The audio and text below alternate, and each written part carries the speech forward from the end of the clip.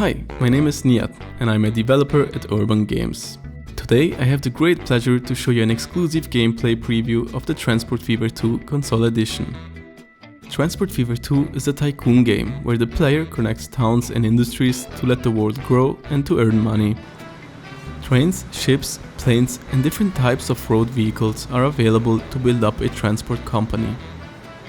The game starts in the 1850s and the player experiences the change of time until today. The game features 3 different vehicle sets from Europe, America and Asia, as well as 3 climate zones: temperate, dry and tropical. For this video I have prepared a map with pre-built infrastructure and lines to give you a better overview of the game. Welcome to our fictional tropical island featuring Asian vehicles in the 1970s. The main goal of Transport Fever is to build up a profitable transport company. You earn money by transporting people and cargo. Towns play a central role in the game. The more they grow, the more money you can make. People either commute between home and work or like to go shopping by walking, using their cars or with public transportation.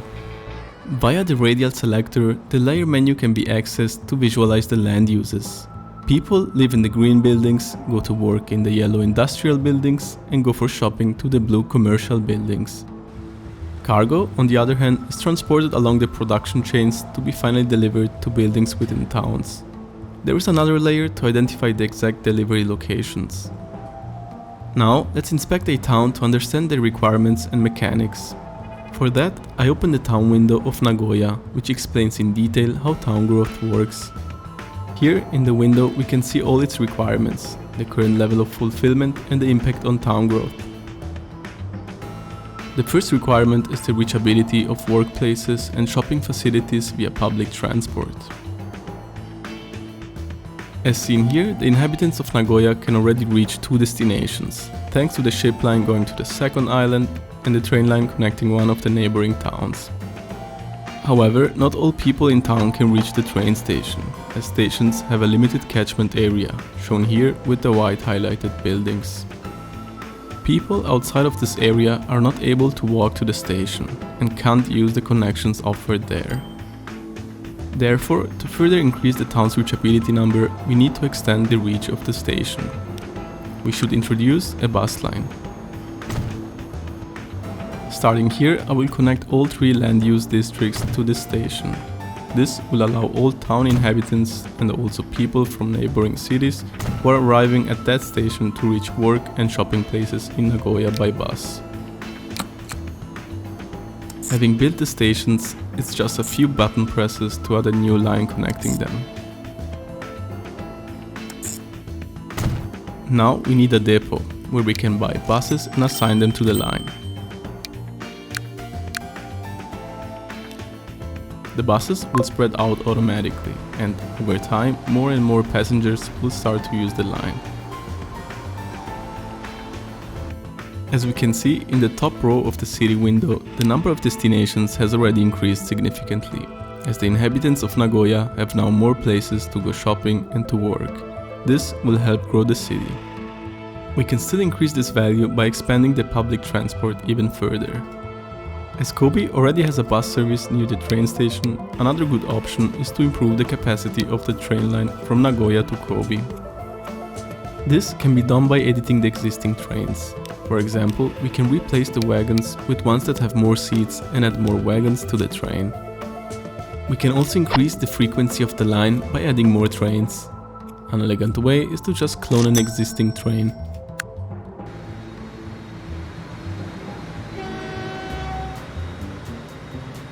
Besides the public transport, private transport destinations also have an impact on town growth. If I take a look at the destination layer, I can find out where people are traveling by public or private transport. Players can use this information to enhance the reachability of cities for people using their cars. Building a highway will enhance the private transport value, but might also compete with public transport.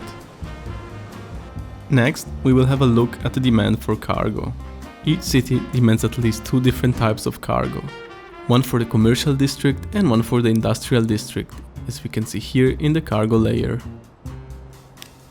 Nagoya's commercial district demands food, which is one of the more simple cargo chains that can be built in the game.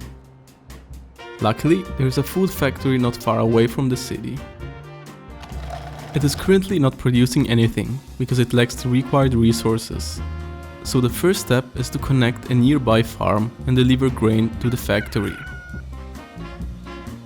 Let's place a truck station next to the farm and connect it to a cargo station next to the food factory. The intuitive street building tool allows to select different types of roads to be built simply by dragging segments.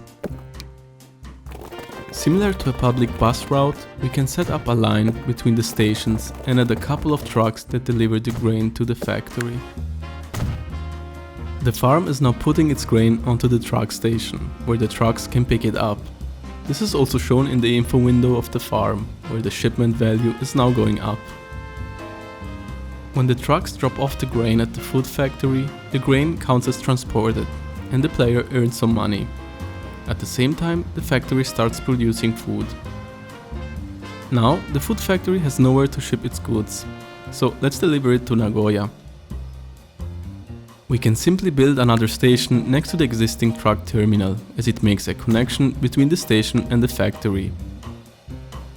Like streets, train tracks can be built by dragging segments from a start to an end point. The train station in Nagoya is located in the commercial district, so we can directly drop off the cargo at the station, and it will be delivered to all the buildings within its catchment area. Let's wait for the train to deliver its first load of cargo. As we can see in the town window, as soon as the food is unloaded at the train station, it starts to cover the demand of the town. Over time, this will affect the city's growth positively. When the value for production, shipping and transport of an industry is above a certain threshold, the industry will start to grow to the next level, allowing it to produce more cargo. On the other hand, industries which are not served by the player may close and disappear over time. For longer distances or across large lakes or the ocean, planes or ships might be a good solution to connect industries and towns. While our inhabitants are happy to have public and private transport services as well as supply with cargo, there are also things that hinder city growth. Let's briefly touch on them as well. With growing cities and more people using our services, stations may begin to overcrowd. Here in Kobe, we can see that several stops of our bus line are already overcrowded, and people will start to avoid this line as a consequence. A good measure is to add more or newer buses with more capacity to the line. If a train or bus terminal is running out of space, we can also extend the length of platforms or add side buildings to increase their capacity. In fast-growing cities, there is a tendency to develop heavy traffic on roads. To counter this, we can upgrade streets to a wider version. Crowded junctions may also be upgraded with traffic lights, or a roundabout can be added to ease the flow of traffic. I hope you enjoyed this brief look into the gameplay of Transport Fever 2 Console Edition. Of course, there is much more we did not have time to cover in this video. There is a campaign mode where you can play through 18 missions inspired by real-world transportation events from 1950 until today. The game also offers a map editor as well as a random map generator where you can create infinitely many maps yourself. A sandbox mode is available too, where you can customize almost every aspect of the game. This will offer virtually limitless possibilities to create your own challenges and provide you with many hours of fun. We are looking very much forward to finally releasing the game on consoles. All the best and friendly greetings from the whole team at Urban Games. Bye bye!